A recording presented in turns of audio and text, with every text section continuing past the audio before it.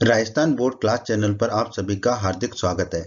बच्चों, इस वीडियो में हम राजस्थान बोर्ड यानी कि आरबीएससी के कक्षा 10वीं के गणित के अध्याय 2 बहुपद का परिचय पढ़ेंगे। बच्चों, इस वीडियो को पूरा देखिएगा अंत तक, जिससे आपको अध्याय 2 बहुपद के सारे कंसेप्ट अच्छे से समझ में आ जाएंगे और फिर जब आप अध्याय 2 की प्रश्नावलियों के प्रश्नों को हल करोगे तो सभी प्रश्न आपसे आसानी से हल हो जाएंगे। बच्चों, अगर आप हमारे चैनल पर नए हैं और आपने अभी तक राजस्थान बोर्ड क्लास चैनल को सब्सक्राइब नहीं किया है तो जल्दी से हमारे चैनल को सब्सक्राइब कर लीजिए, सब्सक्राइब बटन को दबाकर, और बेल आइकन को भी दबा दीजिए। इससे आपको क्या फायदा होगा कि जब भी हमारे चैनल पर कोई भी नया वीडियो आएगा तो उसका नोटिफिकेशन सबसे पहले आपको मिलेगा। और जब भी आप YouTube पर वीडियोस को सर्च करेंगे तो हमारे चैनल के वीडियोस आपको ऊपर नजर आने लगेंगे। बच्चों, इस अध्याय के बाकी सभी वीडियोस को देखने के लिए आप कभी भी आई बटन पर क्लिक कर सकते हैं। आई बटन पर क्लिक करने से आपको इस अध्याय के बाकी सभी वीडियोस के लिंक मिल जाएंगे। बहुपद। दोस्तों, कक्षा 9 में भी आपका अध्याय 2 बहुपदी था। वहां पर भी हमने बहुपद के बारे में कुछ पढ़ा था। ठीक है, तो वहीं से हम शुरुआत करते हैं ताकि आपको समझ में आएगा कि कक्षा 10 में बहुपद में हमें क्या पढ़ना है। ठीक है, तो कक्षा 9 में हमने पढ़ा था यदि व्यंजकों में चर के घातांक पूर्ण संख्या है। ठीक है, तो आप अध्याय 1 में आपने पढ़ा था पूर्ण संख्या किसे कहते हैं? धनात्मक पूर्णांक को और शून्य को। ठीक है, तो इसका मतलब क्या हुआ कि यदि व्यंजकों में चर की घातांक या तो शून्य है या धनात्मक पूर्णांक है तो इस रूप के व्यंजकों को हम क्या कहते हैं? बहुपद कहते हैं। ठीक है, कुछ उदाहरण से समझ लेते हैं, जैसे कि px बराबर 3x धन 5, ये चर x में एक बहुपद है। ठीक है, बहुपद हमेशा चर के रूप में होता है। ठीक है, qy बराबर 2 गुणा y की घात 2 धन 4y धन 6, ये चर y में एक बहुपद है। अब आप देखिए इसमें जो है चर की घात क्या है? पूर्ण संख्या है, घातांक। ठीक है, 2 है, y की घात 2, y की घात 1, y की घात 0। यहाँ पर देखिए x की घात 1 और x की घात 0। ठीक है, तो चर के जो घातांक हैं वो पूर्ण संख्या जहां होंगे ऐसे व्यंजकों को हम क्या कह देते हैं? बहुपद कह देते हैं। बहुपद की घात क्या होती है दोस्तों, इसको जान लेते हैं हम। ठीक है, एक बहुपद में चर की जो अधिकतम घात होती है उसको ही बहुपद की घात कहा जाता है। ठीक है, क्योंकि बहुपद जो है वो चरों से मिलकर बना होता है और चर की जो अधिकतम घात होगी वही उस बहुपद की घात होगी। ठीक है, उदाहरण से समझ लेते हैं, जैसे कि एक बहुपद px हमने लिया 6 गुणा एक्स की घात 12 धन 3 गुणा एक्स की घात 2 धन 2। ठीक है, इस बहुपद की घात ज्ञात करनी है हमें। ठीक है, तो चर क्या है इसमें? x है। x की अधिकतम घात कितनी है? 12। x की अधिकतम घात है 12, तो घात जो होती है वही क्या हो जाती है? बहुपद की घात। अधिकतम घात जो होगी चर की, तो इसका उत्तर क्या होगा? चर की अधिकतम घातांक यहाँ पे 12 है, तो बहुपद की घात कितनी हो जाएगी? 12। ठीक है, तो बहुपद की घात बहुत आसान है, जो भी चर उस बहुपद में जो भी चर की अधिकतम घात होगी वहां उस बहुपद की घात कहलाएगी। ठीक है, अब हम रैखिक बहुपद के बारे में जान लेते हैं कि रैखिक बहुपद क्या होता है। ठीक है, एक घात वाले बहुपद को हम रैखिक बहुपद कहते हैं। ठीक है, जिस बहुपद की घात एक हो, ठीक है, यानी कि अधिकतम घात जो है एक हो चर की, वैसे बहुपद को हम कहेंगे रैखिक बहुपद। ठीक है, अब एक रैखिक बहुपद में अधिक से अधिक कितने पद हो सकते हैं? 2 पद हो सकते हैं। ठीक है, क्योंकि एक चर की अधिकतम घात होगी या तो 1 या 0। ठीक है, तो अधिकतम अधिक से अधिक 2 पद होंगे रैखिक बहुपद में। ठीक है, अतः x में कोई भी रैखिक बहुपद जो होगा वो ax धन b के रूप का ही होगा। अब देखिए x की घात 1 है। ठीक है, इसलिए इसकी घात कितनी है? 1 है रैखिक बहुपद की। ठीक है, और b गुणा x की घात 0 होगा। ठीक है, तो कितने पद हो गए इसमें? 2 पद हो गए, ax धन b। ठीक है, तो x में कोई भी रैखिक बहुपद जो है ax धन b के रूप का ही होगा, जहां पर a और b अचर होंगे और a का मान 0 नहीं होगा, क्योंकि अगर a का मान 0 हो गया तो x की घात 1 वाला पद बचेगा ही नहीं, सिर्फ अचर बचेगा, x की घात 0 वाला पद। ठीक है, फिर वो बहुपद नहीं होगा क्योंकि कोई चर ही नहीं है फिर। ठीक है, कुछ उदाहरण से समझ लेते हैं, जैसे कि px बराबर 4x धन 5। ठीक है, qy बराबर 2y। ठीक है, ये 2y जो है y में हमारा रैखिक बहुपद है। ठीक है, हमने कहा था अधिक से अधिक 2 पद हो सकते हैं। ठीक है, एक पद भी हो सकता है पर 2 पद से ज्यादा नहीं होंगे रैखिक बहुपद में। ठीक है, t के रूप में देख लेते हैं, t धन 2। ठीक है, तो यहाँ पर देखिए सभी चरों की अधिकतम घात 1 है। ठीक है, और अधिक से अधिक कितने पद हैं? 2 पद हैं, और सभी पद किस रूप में है? ax धन b के रूप में। ठीक है, यानी कि a गुणा चर धन b। ठीक है, इसी रूप में है। ठीक है, तो ये होते हैं हमारे रैखिक बहुपद। आइए दोस्तों, अब हम पढ़ लेते हैं द्विघाती या द्विघात बहुपद के बारे में। ठीक है, ये द्विघाती या द्विघात बहुपद के बारे में तो हम बहुत चर्चा करने वाले हैं अपने अध्याय 2 में। ठीक है, और आपका जो अध्याय 2 है उसके अधिकतम जो प्रश्न है वो द्विघात बहुपद पर ही आधारित है। ठीक है, तो द्विघात बहुपद क्या होगा आपका, दो घात वाले बहुपद को हम कहेंगे द्विघाती या द्विघात बहुपद। ठीक है, द्वि का मतलब दो ही होता है, द्वि का मतलब होता है दो। ठीक है, यानी कि दो घात वाला बहुपद। दो घात वाला बहुपद मतलब कि ऐसा बहुपद जिसमें चर की अधिकतम घात दो होगी। ठीक है, एक द्विघाती या द्विघात बहुपद में अधिक से अधिक तीन पद हो सकते हैं। ठीक है, कैसे हो सकते हैं तीन पद, दो घात वाला एक पद हो सकता है, एक एक घात वाला पद हो सकता है, एक शून्य घात वाला पद हो सकता है चर के। ठीक है, तो अधिक से अधिक तीन हो सकता है, तीन से कम भी हो सकते हैं, पर अधिक से अधिक तीन पद होंगे। ठीक है,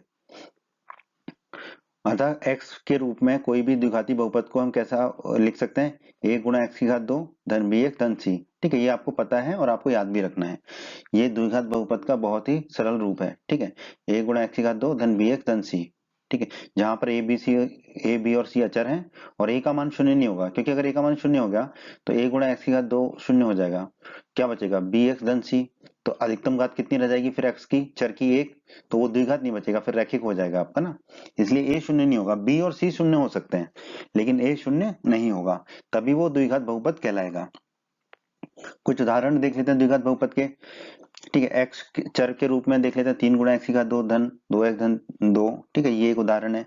यहाँ चर यानी x की अधिकतम घात कितनी है, दो, एक्स की घात दो। ठीक है, एक t के रूप में देख लेते हैं। ठीक है, टीचर के रूप में। ठीक है, दो गुणा टी की घात दो धन नौ। अब आप कहेंगे यहाँ पे टी टी वाली कोई पद नहीं है जिसमें सिर्फ टी हो। ठीक है, जरूरी नहीं है।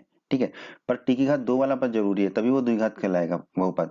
हमने कहा है अधिक से अधिक तीन पद होंगे। ठीक है, दो पद भी हैं और अगर अधिकतम घात चर की दो है तो वो द्विघात बहुपद ही कहलाता है। ठीक है, तो दोस्तों द्विघाती बहुपद के बाद हम त्रिघाती बहुपद की चर्चा कर लेते हैं। जैसा कि नाम में ही निहित है, त्रि मतलब होता है तीन। ठीक है, तो तीन घात वाले बहुपद को हम क्या कहेंगे, त्रिघाती बहुपद कहेंगे। ठीक है, तो इसमें क्या होगा, चर की अधिकतम घात कितनी होगी, तीन होगी। एक त्रिघाती बहुपद में अधिक से अधिक कितने पद होंगे, चार होंगे। ठीक है, तो दोस्तों याद रखिए कि जितने भी घात वाला पद होगा और जितने भी घात वाला बहुपद होगा उसमें उतने घात से एक ज्यादा पद हो सकते हैं, अधिक से अधिक, कम तो हो ही सकते हैं, कम से कम एक पद होगा और अधिक से अधिक जो होगा, जितनी घात वाला बहुपद है उससे एक अधिक। तो तीन घात वाला बहुपद है तो त्रिघाती बहुपद में अधिक से अधिक चार पद हो सकते हैं। ठीक है, तो जैसे कि x में अगर कोई त्रिघाती बहुपद लिखेंगे तो हम कैसे लिखेंगे, a गुणा एक्स की घात तीन धन b गुणा एक्स की घात दो धन सी एक्स धन d। ठीक है, जहां पर a b c और d अचर होंगे और a का मान शून्य नहीं होगा। क्यों नहीं होगा शून्य, क्योंकि अगर a का मान शून्य हो गया तो x की घात तीन वाला जो पद है वो शून्य हो जाएगा, तो फिर अधिकतम घात क्या बचेगी, दो बचेगी, तो वो त्रिघाती बहुपद नहीं बचेगा फिर ना। ठीक है, तो ये है त्रिघाती बहुपद। ठीक है, कुछ उदाहरण देख लेते हैं। त्रिघाती बहुपद के बारे में आपको इस अध्याय में ज्यादा नहीं पढ़ना है। ठीक है, बस थोड़ा थोड़ा आपको पता होना चाहिए। कुछ उदाहरण देख लेते हैं त्रिघाती बहुपद के। तीन गुणा एक्स की घात तीन, देखो अधिकतम घात एक्स की चर की कितनी है, तीन है, धन दो एक धन दो, तो ये एक त्रिघाती बहुपद होगा। आर टी बराबर दो गुणा टी की घात तीन धन नौ। अब इसमें कहेंगे दो ही पद है। ठीक है, या ऊपर वाले में कहेंगे तीन ही पद है, तो हमने कहा अधिक से अधिक चार होंगे, चार से कम तो हो ही सकते हैं। ठीक है, लेकिन चर की अधिकतम घात तीन होनी चाहिए। तो देखिए दो गुणा टी की घात तीन, टी चर है, चर की अधिकतम घात तीन है, तो ये एक त्रिघाती बहुपद होगा हमारा। आइए दोस्तों अब हम एक चर्चा कर लेते हैं n घात वाले बहुपद की। तो दोस्तों एक चर x में घात n वाला बहुपद निम्न रूप का एक व्यंजक होता है। ठीक है, किस रूप में, इस तरह से a n x n धन a n minus one x n minus one धन डॉट डॉट डॉट डॉट धन a वन x धन a शून्य। ठीक है, जहाँ पर a शून्य a वन a दो से लेके a n तक क्या है, हमारे अचर हैं और a n का मान शून्य नहीं होगा, क्योंकि अगर a n का मान शून्य हो गया तो x की घात n वाला जो पद है वो शून्य हो जाएगा, और अगर x की घात n वाला पद शून्य हो गया तो वो n घात वाला बहुपद नहीं होगा। ठीक है, इसलिए an को छोड़ के बाकी कोई भी शून्य हो भी सकता है, नहीं भी, पर an शून्य नहीं होगा। दोस्तों बहुपद के शून्यक जो है आपके अध्याय दो बहुपद की प्रश्नावलियों में बहुत से प्रश्न दिए गए हैं जिसमें बहुपद के शून्यक पर आधारित है वो प्रश्न। ठीक है, तो बहुपद का शून्यक क्या होता है, एक वास्तविक संख्या k बहुपद px का शून्यक कहलाती है यदि p के बराबर शून्य हो। मतलब कि अगर x की जगह, चर की जगह अगर हम k रख दें, एक वास्तविक संख्या k, और वो बहुपद जो है शून्य के बराबर हो जाए, तो ऐसी वास्तविक संख्या क्या कहलाती है, हमारा उस बहुपद का शून्यक कहलाती है। ठीक है, बहुपद px का शून्यक ज्ञात करने का अर्थ है बहुपद समीकरण px बराबर शून्य को हल करना। px बराबर 0 को हल करेंगे और x के या चर के जितने मान निकल के आएंगे वही उस बहुपद के शून्यक कहलाएंगे। ठीक है, एक बहुपद px के शून्यक उन बिंदुओं के x निर्देशांक हैं जहां y बराबर px जो है ग्राफ x अक्ष को प्रतिच्छेद करता है। ठीक है, तो ये जो तीसरी बात कही जा रही है ये ग्राफ के रूप में कही जा रही है। अगर हमें कोई ग्राफ दे रखा है और हमें बताना है कि कितने शून्यक हैं तो हम कैसे ज्ञात करते हैं, x अक्ष को, वो जो ग्राफ है हमारा px का, x अक्ष को जितनी बार प्रतिच्छेद करता है, काटता है, उतने ही शून्यक होते हैं हमारे उस बहुपद के। ठीक है, तो इसी पर आधारित है आपकी प्रश्नावली 2.1। तो अब हम सीख लेते हैं कि कैसे ग्राफ से हम शून्यकों को ज्ञात करेंगे। आपकी जो अध्याय 2 की प्रश्नावली 2.1 है वो इसी पर आधारित है कि ग्राफ से कैसे शून्य ज्ञात करने हैं। ठीक है, तो अगर आपने इसको समझ लिया तो आप प्रश्नावली 2.1 को आसानी से हल कर पाएंगे। ठीक है, बहुपद के शून्यक उन बिंदुओं के x निर्देशांक है जहां पर px का ग्राफ x अक्ष को प्रतिच्छेद करता है। ठीक है, तो ये एक ग्राफ दे रखा है जिसमें ये हमारा x अक्ष है, ठीक है, और ये y अक्ष है। तो हमें देखना है ये जो हमारा ग्राफ दे रखा है, ठीक है, x अक्ष और y अक्ष के अलावा वो x अक्ष को कितनी बार काट रहा है। प्रतिच्छेद करने का मतलब होता है काटना। ठीक है, या उसको छुए, टच करे। ठीक है, उतने ही हमारे शून्यक होते हैं। तो यहाँ पर देखिए, यहाँ पे काट रहा है x अक्ष को, तो ये एक शून्यक होगा, और यहाँ पे भी काट रहा है तो ये दूसरा शून्यक होगा। तो अगर हम इस ग्राफ की बात करें तो इस ग्राफ में px के कितने शून्यक हमें मिल रहे हैं, दो, एक और ये दूसरा, दो शून्यक मिल रहे हैं। तो इसी तरह से आपको प्रश्नावली 2.1 के प्रश्नों को हल करना है दोस्तों। आप हमारी प्रश्नावली 2.1 का वीडियो भी देखें, उससे आपको और समझ में आएगा। हम बहुपद के शून्यक के बारे में कुछ और जान लेते हैं। ठीक है, घात n के लिए दिए गए बहुपद px के लिए y बराबर px का ग्राफ x अक्ष को अधिक से अधिक n बिंदुओं पर प्रतिच्छेद करता है। ठीक है, तो अगर मान लीजिए n घात वाला कोई बहुपद है तो वो जो बहुपद है उसका जो ग्राफ है x अक्ष को अधिक से अधिक n बिंदुओं पर प्रतिच्छेद करेगा।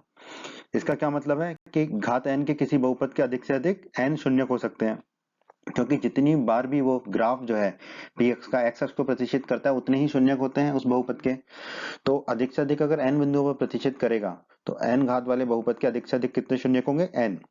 ये बहुत जरूरी जानकारी है, इसको आप हमेशा के लिए याद रखिए कि n घात वाले बहुपद के अधिक से अधिक n शून्यक हो सकते हैं। n से कम भी हो सकते हैं बट अधिक से अधिक n शून्यक हो सकते हैं। जैसे कि अगर त्रिघाती बहुपद है तो उसकी 3 घात होती है तो उसके अधिक से अधिक 3 शून्यक हो सकते हैं। ठीक है, x की घात अगर 5 है तो उसके 5 शून्यक हो सकते हैं अधिक से अधिक। ठीक है, तो याद रखिए घात n के लिए किसी बहुपद के अधिक से अधिक n शून्यक हो सकते हैं। बच्चों, अगर आप हमारे चैनल पर नए हैं और आपने अभी तक राजस्थान बोर्ड क्लास चैनल को सब्सक्राइब नहीं किया है तो जल्दी से हमारे चैनल को सब्सक्राइब कर लीजिए, सब्सक्राइब बटन को दबाकर, और बेल आइकन को भी दबा दीजिए। इससे आपको क्या फायदा होगा कि जब भी हमारे चैनल पर कोई भी नया वीडियो आएगा तो उसका नोटिफिकेशन सबसे पहले आपको मिलेगा। और जब भी आप यूट्यूब पर वीडियोस को सर्च करेंगे तो हमारे चैनल के वीडियोस आपको ऊपर नजर आने लगेंगे। बच्चों, इस अध्याय के बाकी सभी वीडियोस को देखने के लिए आप कभी भी आई बटन पर क्लिक कर सकते हैं। आई बटन पर क्लिक करने से आपको इस अध्याय के बाकी सभी वीडियोस के लिंक मिल जाएंगे। आइए दोस्तों, अब हम रैखिक बहुपद के शून्य के बारे में चर्चा कर लेते हैं। रैखिक बहुपद के बारे में आप जानते ही हो, रैखिक बहुपद की घात होती है एक। ठीक है, और रैखिक बहुपद को हम किस रूप में लिख सकते हैं, ax धन b। ठीक है, जिसमें a का मान शून्य नहीं होगा। ठीक है, तो रैखिक बहुपद की घात एक होगी, तो रैखिक बहुपद के अधिक से अधिक कितने शून्य होंगे, एक होंगे। ठीक है, जो उस बिंदु का x निर्देशांक होगा जहां y बराबर ax धन b का ग्राफ जो है x अक्ष को प्रतिच्छेद करता है। ठीक है, और रैखिक बहुपद का शून्यक जो है अगर हमें सीधे सीधे निकालना है तो कैसे निकालेंगे, ये सूत्र आप याद रख सकते हैं। क्या होगा, माइनस बाहर अचर पद, अचर पद यहाँ पर क्या है, b है। ठीक है, बटे x का गुणांक। ठीक है, तो हमने लिख दिया रैखिक बहुपद ax धन b का शून्यक क्या होगा, माइनस b बटे a। ठीक है, इसको याद रखिए, ये आपके काम की चीज है। ठीक है, रैखिक बहुपद के लिए शून्यक आपको सीधे निकालने को कहा जाए तो माइनस b बटे a कर देंगे, और अन्यथा आप ये भी कर सकते हैं कि माइनस अचर पद बटे x का गुणांक। ठीक है, यहाँ पे देखिए x का गुणांक कितना है, a है, ax, x का गुणांक a है। ठीक है, और अचर पद क्या b है, तो माइनस b बटे a हो गया। ठीक है, इसको याद रखिएगा, ये आपके काम की चीज है। बहुपद के शून्य के बारे में ग्राफ से भी थोड़ा समझ लेते हैं। ठीक है, ये ग्राफ है हमारा। ठीक है, यहाँ पर ये हमारा x अक्ष है। ठीक है, अब ये जो ग्राफ है x अक्ष को जहां पर काटेगा वहीं पर हमारा शून्य होगा, तो यहाँ पर ये काट रहा है x अक्ष को। ठीक है, और अभी हमने पढ़ा कि यहाँ पर जहां पर x अक्ष को ये काट रहा है रैखिक बहुपद, ठीक है, उसका जो x निर्देशांक होता है वही क्या होता है, शून्यक होता है रैखिक बहुपद का। यहाँ पे देखिए x निर्देशांक है -3/2, ठीक है, y तो शून्य है, ठीक है, तो -3/2 ही क्या होगा, हमारा रैखिक बहुपद का शून्यक होगा। द्विघात बहुपद के शून्यक बहुत ही महत्वपूर्ण चीज है ये आपके अध्याय 2 के लिए, ठीक है। द्विघात बहुपद के शून्यक, किसी द्विघात बहुपद के दो भिन्न शून्यक हो सकते हैं, दो अलग अलग शून्यक हो सकते हैं। कि द्विघात बहुपद के अधिकतम कितने शून्यक हो सकते हैं, दो हो सकते हैं, ठीक है। वो दोनों शून्यक अलग अलग हो सकते हैं या दोनों शून्यक बराबर हो सकते हैं, ठीक है, जैसे हम एक शून्यक कह लें या कोई शून्यक ना हो, ठीक है, ऐसा भी हो सकता है। इसका अर्थ यह है कि घात 2 के किसी बहुपद के अधिकतम कितने शून्यक हो सकते हैं, दो शून्यक हो सकते हैं, ठीक है। वैसे भी हम जानते हैं कि n घात वाले बहुपद के अधिकतम n शून्यक हो सकते हैं, और द्विघात क्या होता है, दो घात वाला बहुपद होता है, तो द्विघात बहुपद के अधिक से अधिक दो शून्यक होंगे। अब हम चर्चा कर लेते हैं द्विघात बहुपद के शून्यकों और उसके गुणांकों के संबंध के बारे में।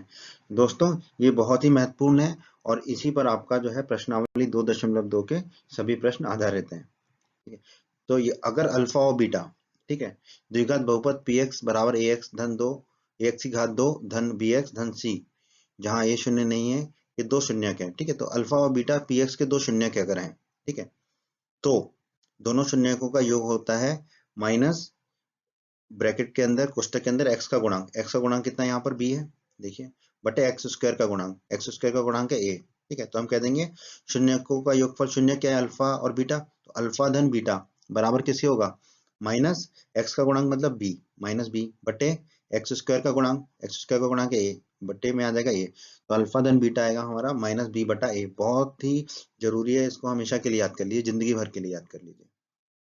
और शून्यकों का गुणनफल होता है अचर पद बटे एक्स स्क्वायर का गुणांक, याद रखिएगा गुणनफल में माइनस ऋण का चिन्ह नहीं आता है, ठीक है। तो शून्य क्या है हमारे अल्फा बीटा, तो अल्फा दोनों शून्य का गुणनफल क्या होगा, अल्फा गुणा बीटा बराबर अचर पद क्या है हमारा सी है, तो सी, और एक्स स्क्वायर का गुणांक कितना है, ए है, एक्स स्क्वायर का गुणांक तो ए, तो अल्फा गुणा बीटा आ गया सी बटा ए। बहुत ही महत्वपूर्ण है ये सूत्र, ये हमेशा के लिए जिंदगी भर के लिए आप याद कर लीजिए, और प्रश्नावली 2.2 में तो आपको इन सूत्रों का प्रयोग करना ही करना है। आइए दोस्तों, अब हम त्रिघाती बहुपद के शून्यक की चर्चा कर लेते हैं। त्रिघाती बहुपद मतलब जिसकी घात 3 हो बहुपद। किसी त्रिघाती बहुपद में के अधिक से अधिक 3 शून्यक हो सकते हैं, क्योंकि त्रिघाती बहुपद की घात कितनी होती है, 3, और हम जानते हैं n घात वाले बहुपदों में अधिक से अधिक n शून्यक हो सकते हैं। इसका अर्थ यह है कि घात 3 के किसी भी बहुपद के अधिकतम 3 शून्यक हो सकते हैं, ठीक है। आइए दोस्तों, अब हम त्रिघात बहुपद के शून्यकों और उसके गुणांकों के संबंध के बारे में चर्चा कर लेते हैं। हालांकि ये बहुत महत्वपूर्ण नहीं है आपके अध्याय 2 के हिसाब से, ठीक है, फिर भी लेकिन हम जितनी चर्चा दे रखी है उतनी चर्चा हम कर लेते हैं। तो हम मान लेते हैं कितने शून्यक होंगे त्रिघात बहुपद के, 3, तो हम मान लेते हैं अल्फा बीटा और गामा त्रिघात बहुपद पी एक्स के शून्यक हैं, ठीक है। पी एक्स को लिखा हमने ए गुणा एक्स की घात 3 धन बी गुणा एक्स की घात 2 धन सी एक्स धन डी, ठीक है। तो शून्यकों का योगफल होगा यहाँ पर ऋण के साथ एक्स स्क्वायर का गुणांक बटे एक्स की घात 3 का गुणांक, ठीक है। शून्य क्या है हमारे, अल्फा बीटा और गामा, तो अल्फा धन बीटा धन गामा, ये क्या होगा, ऋण का चिन्ह तो लगाई दिया हमने, ठीक है। एक्स स्क्वायर का गुणांक कितना है, बी है, तो बी हो गया, तो ये हो गया ऋण का बी माइनस बी, और एक्स का 3 का गुणांक है ए, तो ये हो गया ए, तो 3 अल्फा धन बीटा धन गामा आ गया हमारा माइनस बी बटा ए। यही हमारा द्विघात बहुपद के रूप में आया था, तो इसको आप आसानी से याद भी रख सकते हैं, ठीक है, कि 3 घात वाले बहुपद हो तो उसमें भी गुणांक क्या होता है, योगफल क्या होता है तीनों शून्यकों का माइनस बी बटा ए। लेकिन बस यहाँ पर बी क्या है, घात 2 वाली एक्स की घात 2 वाले बहुपद पद की गुणांक है, ठीक है, एक्स की घात 2 वाला जो पद है उसका गुणांक है, एक्स स्क्वायर का गुणांक है, ठीक है, ये याद रखना है। अब शून्यकों का गुणनफल, ठीक है, वही है, पर यहाँ पर माइनस का चिन्ह आ जाता है, माइनस का चिन्ह अचर पद बटे एक्स की घात 3 का गुणांक, ठीक है।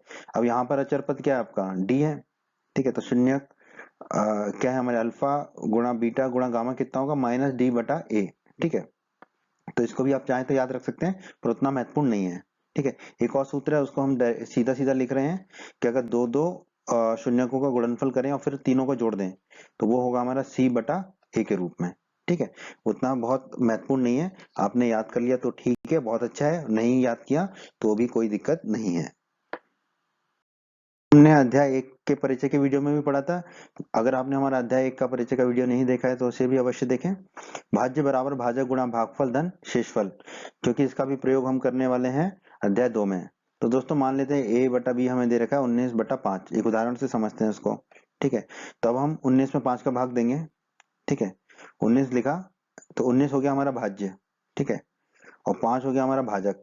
ठीक है, अब 5 का भाग देते हैं 19 में, तो देखते हैं भागफल और शेषफल क्या मिलता है। ठीक है, तो देखो 5 तिया 15। ठीक है, 5 चौक 20, 20 तो ज्यादा हो जाएगा, तो 5 तिया 15 3 बार देंगे। ठीक है, तो 15 लिख देंगे। 19 में से 15 जाएगा तो कितना बचेगा, 4 बचेगा। ठीक है, अब हम देख लेते हैं किसको क्या कहते हैं। जिसमें हमने भाग दिया वो था हमारा भाज्य। ठीक है, या आप कह सकते हैं जो सबसे बड़ी संख्या होती है वो भाज्य हमारा, उसको हमने a मान लिया। ठीक है, जिससे भाग दिया वो होता है भाजक। ठीक है, जिससे भाग दिया वो है हमारा भाजक, उसे हम b मान लेते हैं अभी। ठीक है, और भाग देने पर जो हमें प्राप्त हुआ फल वो होगा हमारा भागफल। ठीक है, वो कितना है 3 यहाँ पर, उसको हम लिखते हैं q से। और जो शेष बच गया जिसमें भाग नहीं गया, तो शेष क्या होगा, शेषफल। ठीक है, तो शेषफल मिला हमें यहाँ पे 4, इसको हमने लिखा शेषफल और इसको लिख दिया r। ठीक है, अब देखिए भाज्य बराबर भाजक गुणा भागफल धन शेषफल है। भाज्य 19, भाजक है 5, भागफल है 3, तो 5 गुणा 3 15, धन शेषफल 4, 15 4 19। ठीक है, तो भाज्य बराबर होता है भाजक गुणा भागफल धन शेषफल। इसको आप हमेशा के लिए याद कर लीजिए, आपको जीवन भर काम आएगा ये। अब हम इसको ऐसे भी लिख सकते हैं, भाज्य है a बराबर भाजक है b गुणा भागफल है q धन शेषफल है r। तो a बराबर bq धन r, इस रूप में हम इसको लिख सकते हैं। बहुपदों के लिए विभाजन एल्गोरिथम। ठीक है दोस्तों, ये यूक्लिड की विभाजन एल्गोरिथम की तरह ही है। ठीक है, और ये जो विभाजन एल्गोरिथम है इसका प्रयोग आपको करना पड़ेगा प्रश्नावली 2.3 के सभी प्रश्नों को हल करने के लिए। तो इसको समझ लीजिए और फिर आप हमारा वीडियो देखिएगा प्रश्नावली 2.3 का। ठीक है, प्रश्नावली 2.3 के वीडियोस में हम विभाजन एल्गोरिथम का प्रयोग करेंगे, तो आपको और अच्छे से समझ में आएगा कि कैसे विभाजन एल्गोरिथम का प्रयोग किया जाता है। फिर हम इसको अभी समझ लेते हैं। ठीक है, इसमें क्या चरण होते हैं। तो सबसे पहले तो हम क्या करते हैं विभाजन एल्गोरिथम में, भाजक और जो भाज्य है उनको पदों की घटती हुई घातों के क्रम में व्यवस्थित कर देते हैं। ठीक है, जैसे कि सबसे बड़ी घात को सबसे पहले रखेंगे और फिर घटती हुई घातों के क्रम में लिख देंगे, भाजक को भी और भाज्य को भी, दोनों को। ठीक है, फिर चरण 1 में हम क्या करेंगे, भागफल का पहला पद प्राप्त करने के लिए जो उच्चतम घात वाला पद होगा भाज्य का, ठीक है, उसको भाजक के उच्चतम घात वाले पद से भाग दे देंगे। ठीक है, भाज्य के उच्चतम घात वाले पद को भाजक के उच्चतम घात वाले पद से भाग दे देंगे, जो हमें प्राप्त होगा वही हमारा क्या होगा, भागफल का पहला पद होगा। ठीक है, फिर भागफल का दूसरा पद ज्ञात करने के लिए क्या करेंगे, अब जो नया भाज्य मिलेगा हमें, ठीक है, उसकी उच्चतम घात को भाग देंगे भाजक के उच्चतम घात वाले पद से। ठीक है, तो हमें भागफल का दूसरा पद प्राप्त हो जाएगा। इसी तरह हमें भागफल के सारे पद प्राप्त होते चले जाएंगे, कब तक, चरण n तक, जब तक शेषफल या तो शून्य हो जाए या शेषफल की जो घात है वो भाजक की घात से कम हो जाए, तब हम भाग देने की प्रक्रिया को रोक देते हैं और जो हमें मिलता है वही हमारा शेषफल होता है। ठीक है, तो ये है आपकी विभाजन एल्गोरिथम। हमने एल्गोरिथम के बारे में अध्याय 1 में पढ़ा था। ठीक है, ये चरणों की एक श्रृंखला होती है। ठीक है, तो हमने यहाँ चरण 1 चरण 2 से लेकर चरण n तक देखा। ठीक है, तो विभाजन एल्गोरिथम बिल्कुल वैसे ही है जैसे कि आपकी यूक्लिड विभाजन एल्गोरिथम थी। बस यही है कि विभाजन एल्गोरिथम का प्रयोग हम करते हैं बहुपदों में भाग देने के लिए। ठीक है, भाज्य में भाग देने के लिए भाजक का, ठीक है, उसके लिए हम प्रयोग करते हैं इस विभाजन एल्गोरिथम का। चर्चा को हम थोड़ा सा और आगे बढ़ाते हैं दोस्तों विभाजन एल्गोरिथम की। ठीक है, तो भाज्य बराबर भाजक गुणा भागफल धन शेषफल होता है, ये तो हम जानते ही हैं। ठीक है, हम यहाँ पर जिस एल्गोरिथम का प्रयोग कर रहे हैं वही क्या हमारी यूक्लिड की विभाजन एल्गोरिथम है, जो हमने अध्याय 1 में पढ़ी थी। ठीक है, यदि px और gx कोई दो बहुपद हैं जहां पर gx शून्य नहीं है, तो हम बहुपद qx और rx ऐसे प्राप्त कर सकते हैं। ठीक है, जहां पर px क्या होता है हमारा भाज्य, gx क्या होगा भाजक, qx हमें प्राप्त होगा भागफल और rx हमें प्राप्त होगा शेषफल। ठीक है, तो अगर हमें px और gx दे रखे हैं तो px में हम gx का भाग देके, ठीक है, भागफल qx और rx शेषफल को ज्ञात कर सकते हैं।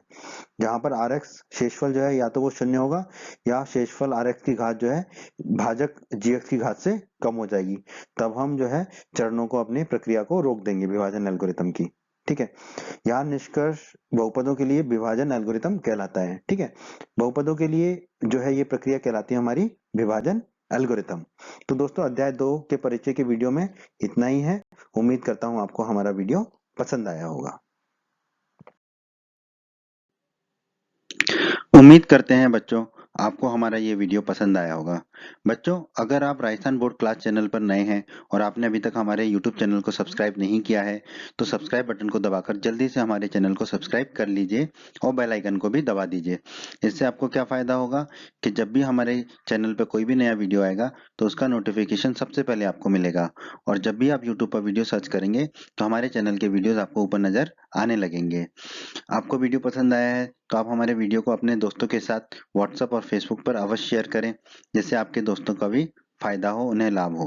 और वीडियो पसंद आया है तो वीडियो को लाइक अवश्य कर दें और इस अध्याय के अन्य सभी वीडियोस को देखने के लिए आई बटन पर क्लिक करें। आई बटन पर क्लिक करने से आपको इस अध्याय के सभी वीडियोस के लिंक मिल जाएंगे। धन्यवाद बच्चों।